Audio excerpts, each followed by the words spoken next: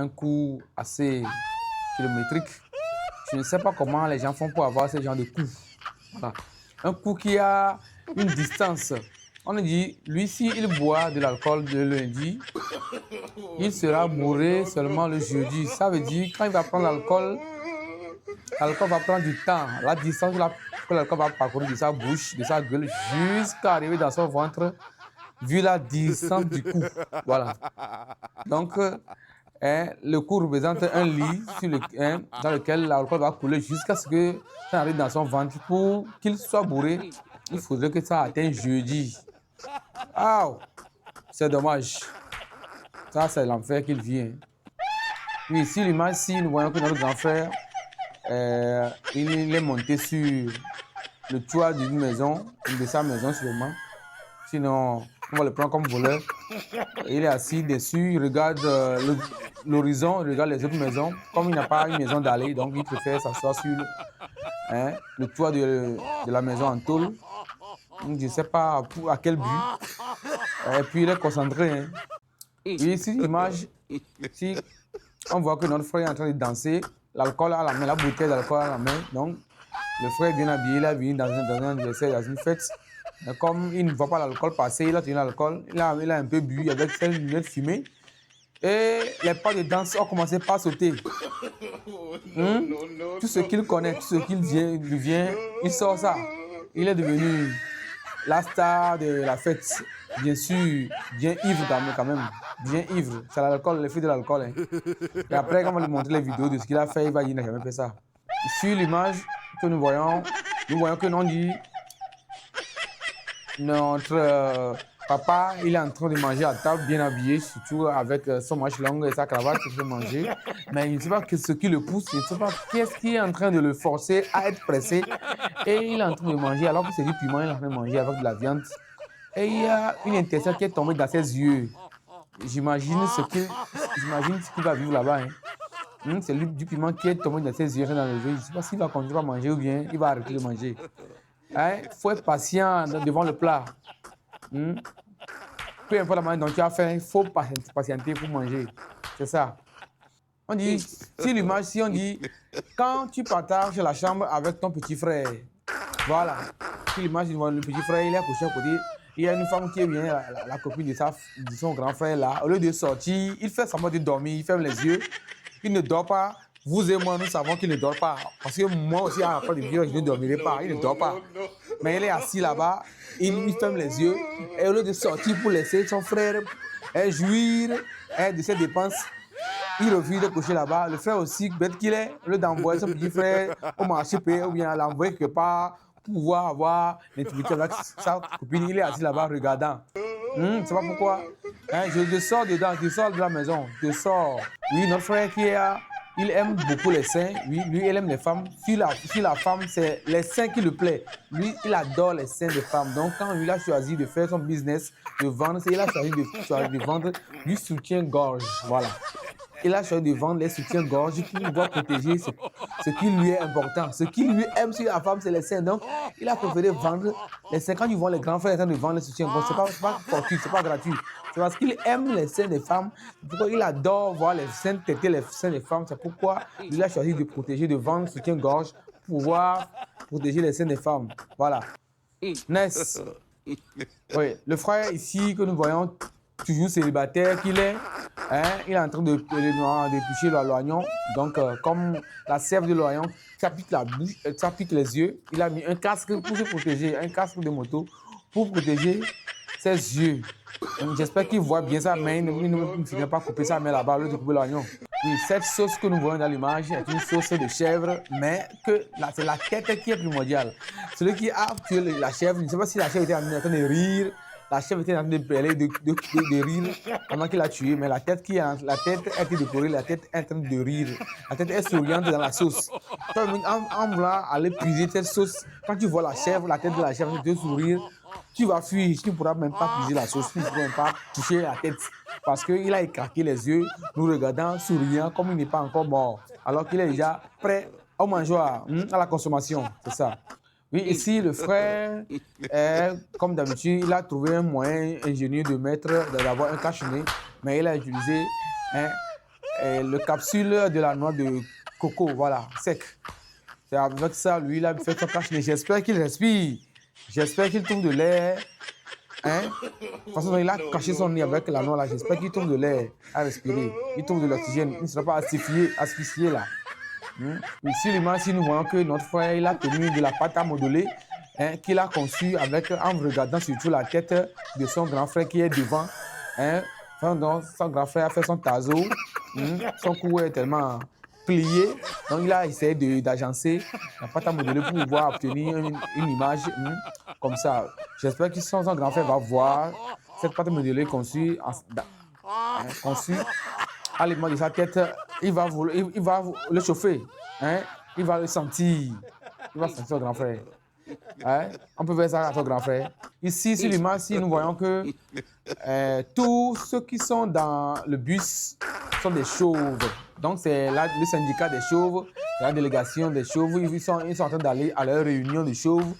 Je ne sais pas si c'est pour aller prendre des mesures contre les poux, contre les parasites qui mangent leur, ou bien qui les empêchent que leurs cheveux ne poussent au milieu de la tête. Ils ont tous au milieu de la tête, c'est vide. Tout est lisse là-bas. Si tu laisses quelque chose là-bas, ça va glisser. Ça va glisser, c'est ça. Ils vont à la réunion des chauves. Voilà. Notre cher peintre, ici dans l'image, qu'est-ce qu'il fait?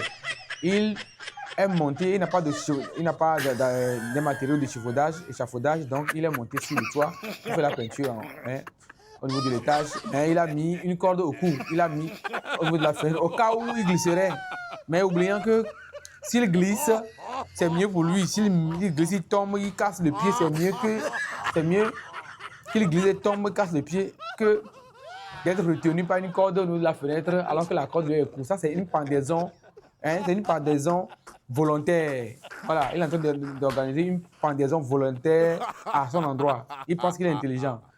Oui, ici, notre frère, dans l'image, est en train de prendre, il a pris la peau de la banane, la peau d'une banane, la peau des bananes, ou peau de plantain, voilà, peau de plantain, surtout pour faire un cache-nez, voilà. J'espère que les mouches vont le laisser tranquille. Avec un cache-nez qui est fait à base de peau de plantain, j'espère qu'il ne va pas faire l'objet des mouches. Ce sont les mouches qui vont accourir. Il pourra respirer. C'est quelle manière, c'est quelle méthode ça.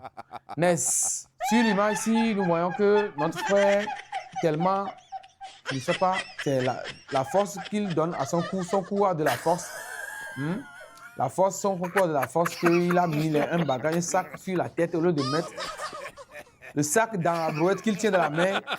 Il préfère pousser la brouette vide et de mettre le sac sur la tête. Utilisons notre cerveau. Le cerveau est fait pour utiliser. Quand tu n'utilises pas, ça peut se détériorer. Il faut l'utiliser. Voilà. C'est pour ça qu'on l'a conçu.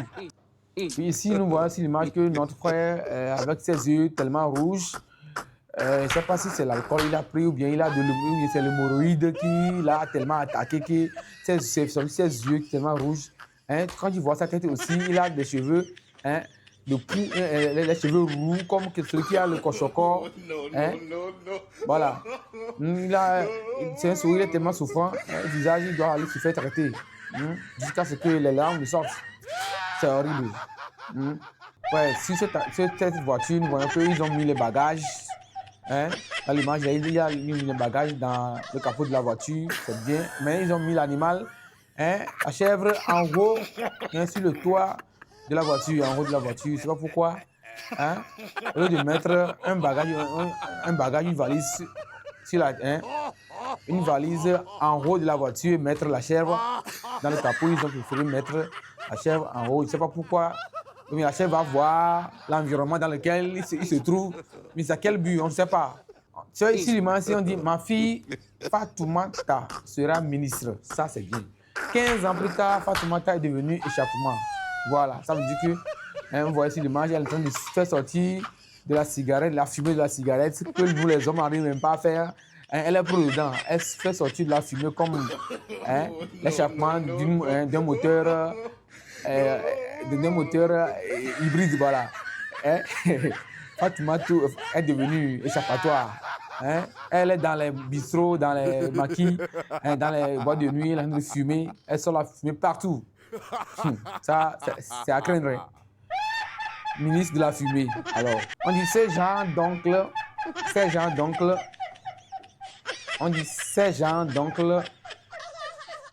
ils ont tous un master en négociation de dot. Ils peuvent négocier jusqu'à, ils vont vous donner femme là cadeau. Ça veut dire que quand ils voient l'image, nos 4 papas, ils sont bien habillés avec leurs costumes, les chapeaux sur la tête. Ce sont des négociateurs, des gens qui sont là pour faire la négociation. Hein? Ce sont des médiateurs. Quand tu vas faire la dot, par exemple, tu les accompagnes, tu les paies, tu cherches les vestes là, tu les donnes, les vestes, tu les habilles avec un téléphone dans la main. Hein? Tu les paies la boisson. Quand ils vont négocier la dot jusqu'à même on va faire de la femme la gratuite là-bas. Ils savent parler quoi. Voilà, c'est le vieux du village. Ils sont très forts, ils sont venus en mission en ville comme ça.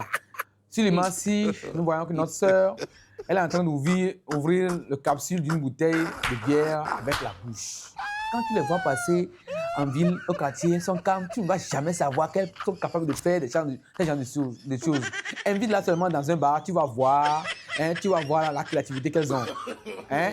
Elles n'ont même pas le temps de prendre l'ouvre, hein? Ouvre pour ouvrir la boisson. Hein? Elles vont ouvrir la boisson avec leur bouche, avec leurs dents. Elles sont spécialisées dedans. Hein? Elles sont des hypocrites, elles sont très spécialisées. Elle peut ouvrir un casier de bière sans ouvre. Sans utiliser ouvre. Avec leurs dents juste. C'est rapide. Motivez-vous. Invitez-les comme ça dans les bars, vous allez voir qui elles sont. C'est ça. Ici, le frère, qui est dans la voiture, dans l'image que nous voyons, il est parti bien manger la viande du cochon. Hein? Il a bien mangé. Dans sa pause midi, tellement mangé qu'il est rassasié que maintenant, il a pris le pic d'enlever les débris de la viande dans sa mâchoire, entre ses dents. Il est en train de savourer le reste, hein, le restangolo du porc, de la viande du porc, de sa bouche là. Il est en train d'enlever ça, le restangolo, il va faire dessert. C'est ça. Il va avaler ça, boire l'eau et puis bon, en avant, le fait Tassiman, force à vous. Ah, on ne peut rien.